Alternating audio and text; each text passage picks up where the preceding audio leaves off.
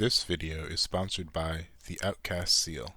Feeling like a seed in the ground, nigga, all I wanna do is grow. But that shit going too slow. Niggas be doing the most. Can wait till I make it and glow. Now let me just switch up the flow, switch up the pace. For those who recognize anime subtleties, you'll find a new appreciation for this piece.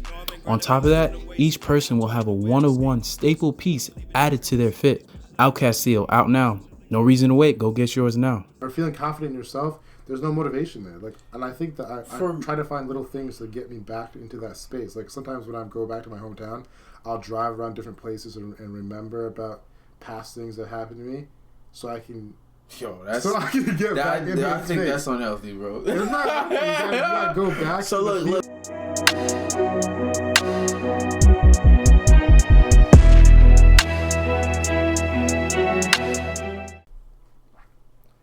All right, so basically, this video is an interview on the Flagrant 2 podcast with Israel Adesanya. He's currently the middleweight champion in the UFC. Yeah, and he's on that anime vibe. Get with it. So he's talking about basically like his some of the things that go on in his head. So I wanted to see what you thought about this part. All right.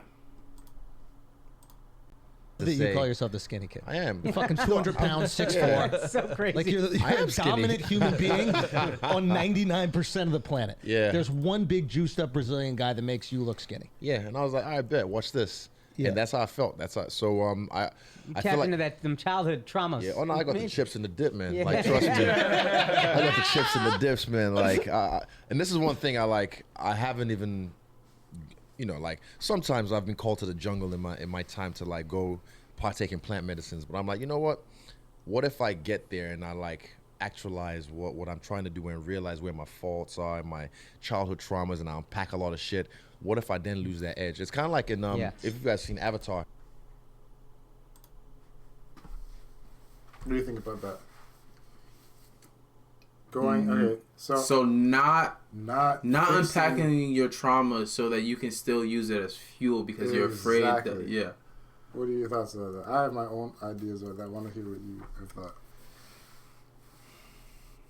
I guess I'll say mine first. What do you think of yours? All I can say is, I can say this: like when I played football, right?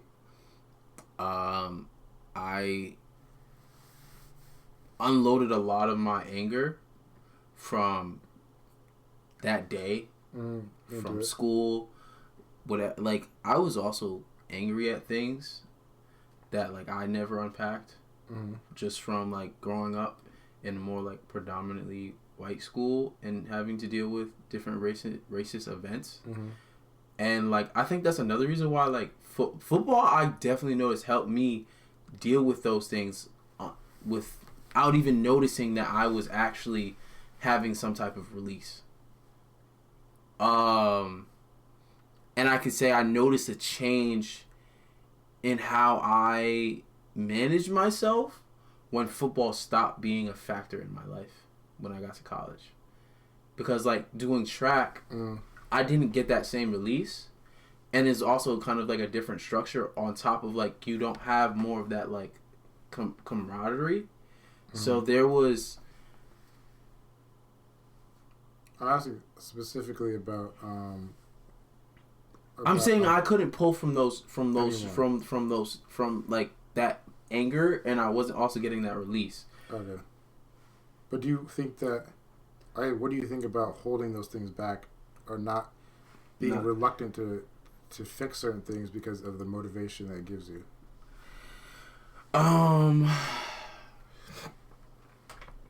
So I think what I'll say is... Like even for now, like I'm sure you have motivations and they're not necessarily from healthy things. Do you think about... I don't think that I have...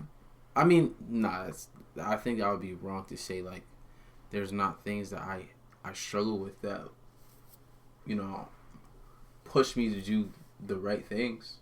I don't mean by necessarily struggle, but I'm saying there's things that you have a chip on... Oh, maybe you don't have a chip on your shoulder anymore. Maybe that's what you're saying. Yeah, I think because I'm not in the... Like, I think one of the things was like being in that situation where I was going through like racist events. But you never kept that with you? That's one of my greatest strengths. I'm not. I don't think so. Yeah, that makes sense. I, on the other hand, have. Okay. And I think that one of the things that I think it's always motivated me to do things is like a level of like anger towards people that I felt like wronged me.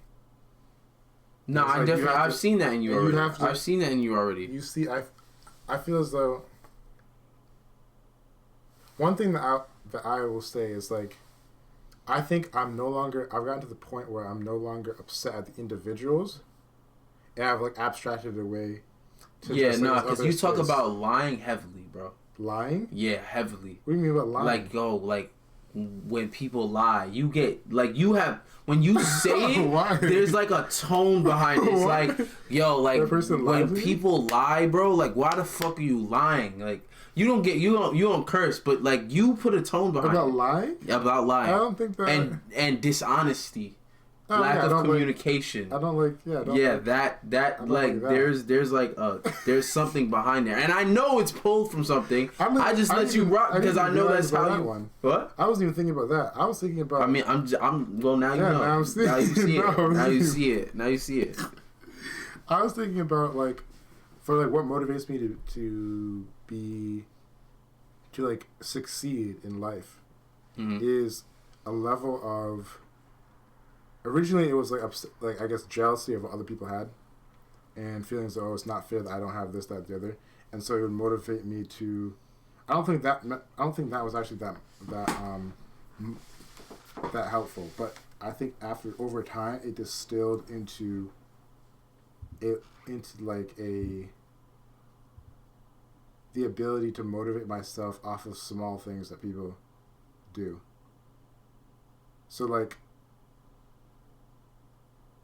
I think the first time that I think I've heard other people talk about that same thing was in The Last Dance, where Jordan was talking about when he got to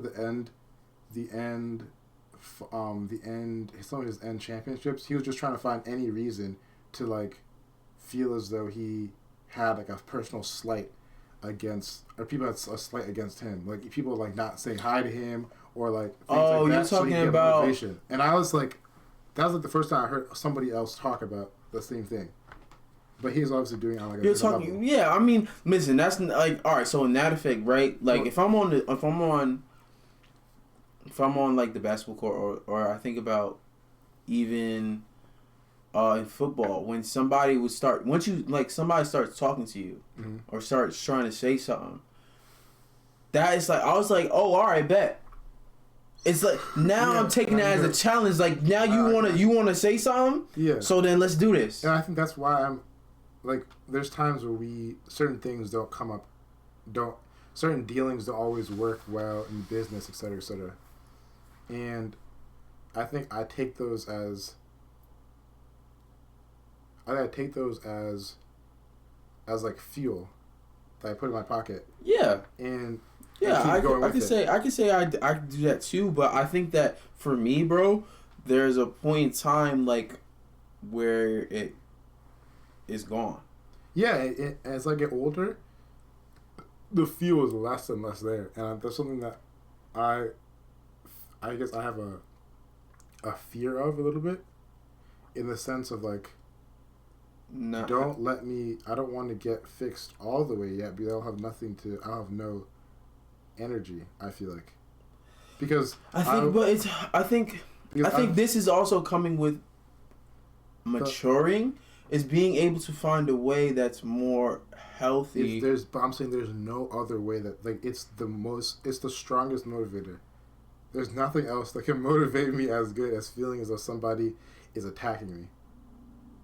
Yeah, because then you feel like you have to survive. Exactly. When you need to survive, I'll do whatever it takes to make sure that... Yeah, when you feel like you have to survive, then there's nothing else. Exactly. And that's what I was talking about with the bubble. What do you mean? When your bubble is popped. Yeah. This is talking about more of the tangible, like, survival of... like what you have to... If there was an invasion, now our society of, like, going to work and doing all that, it's the only thing that matters is us surviving. and that's all you have to do. And that's all you have to do. You get a clear focus right of sight of what you need. What you have to do.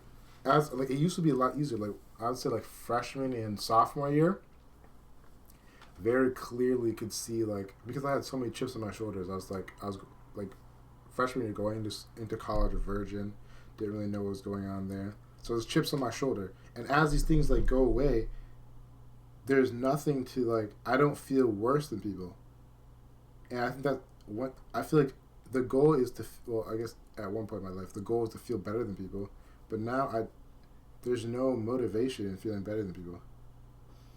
I think it's more about or feeling confident in yourself. There's no motivation there. Like, and I think that I try to find little things to get me back into that space. Like sometimes when I go back to my hometown, I'll drive around different places and remember about past things that happened to me, so I can. So I can get back into that space. That's unhealthy, bro. It's not. You gotta go back to the field to get fuel. Look. I can say every time it's less and less strong. Like even now, I don't even go because it's not. I can say this, bro. Like when I was younger, I literally remember once I got on the football team and I got pulled up to varsity, I saw how small I was. Mm-hmm. I saw how I felt useless in that sense, but it was also a drive there because I said other people are going to be determining on me, depending on me. Dependent.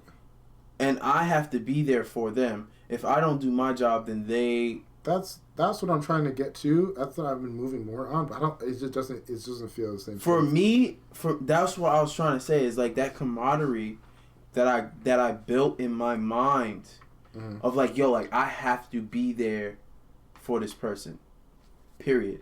So I need to make sure I grind it on my body to make it bigger, to get my skill to a certain level so that I can try to be the best person that I could be for them.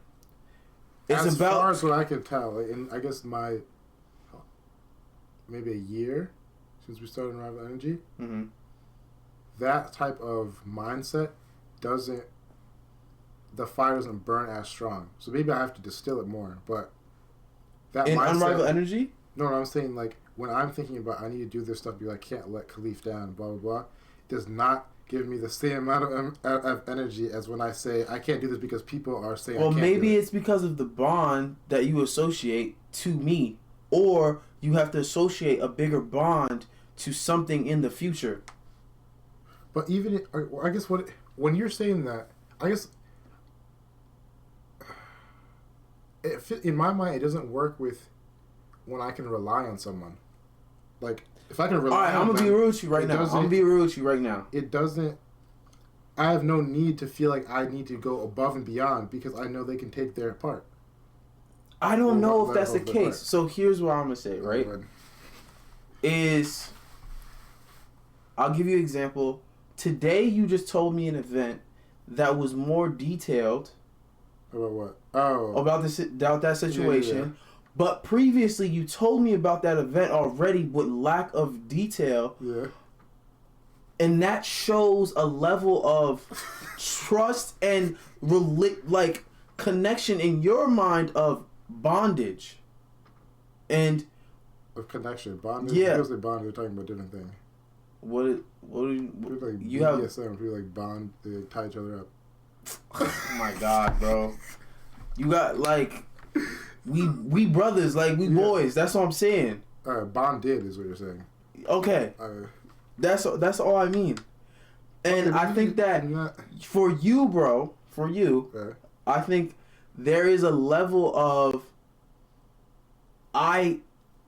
because you were slighted, you also built up internally. Nobody else will be able to let me down because I will make sure that I just take care of it, period. Yeah. So it's hard for me to feel like... it's hard for me to feel like... Even when I'm feeling I'm doing this for other people, it feels more like I'm gifting it because because I already would have done that for myself, I guess. I don't feel as though I'm going out of my way a lot of times to do things for other people unless there's something crazy. But if we're going in the same direction, I'm driving... If we're going to Walmart and I'm just driving to go to Walmart, I don't feel as though I don't feel as though like I got this great strength because you need to go to Walmart. I just feel as though we're already going the same direction, so I don't gain any special boost because of the fact that you're also coming with me. You know what I mean? Because so here's the thing, right? Here's the thing, right? So boom, you're going to Walmart. You don't feel any special boost because you agreed to come to Walmart with me. So then cool. I'm saying you agreed to come to Walmart with me, but now I'm more aware of what's going on the road because I have a passenger. Okay, and on top of that, because now you're my boy. So it's like, because of those care factors, you use that as fuel. But that's not... Okay, I guess that's what it is. For me, care is not a... Care doesn't give... Care doesn't make you more reckless and take more risk. It is the exact opposite.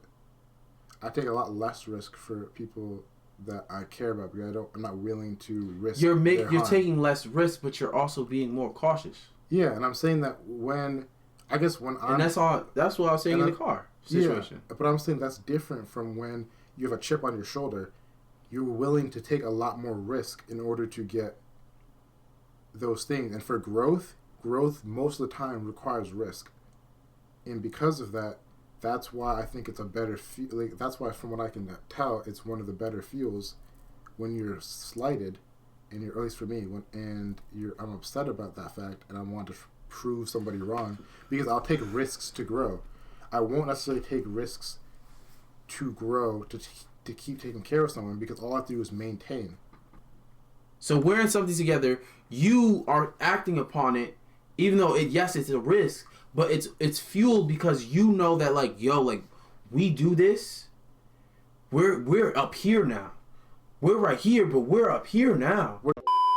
When I was fueled for my team, I understood the fact that I couldn't control their actions. Yeah. I knew that we would go in there, and I'm gonna give it all my all. And anytime that I don't see him doing that, but I know that he's better than that, I'm gonna say something.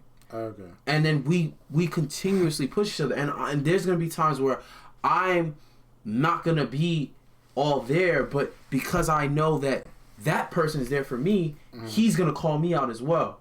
What are you doing? Let's get it. Okay, I see. And he gives me that energy in order for us to keep pushing. And it's not always gonna be here. You're not always gonna be on 10. But because you both sign up for something that you know is aggressive and you're pushing forward, you continue to push forward together. So and which is, there's risk in that. But you both understand that we both have to take risks, and there's a battle there. Yeah, I think that's the only way to do it without there being some type of slight. Yeah. We're here. Okay.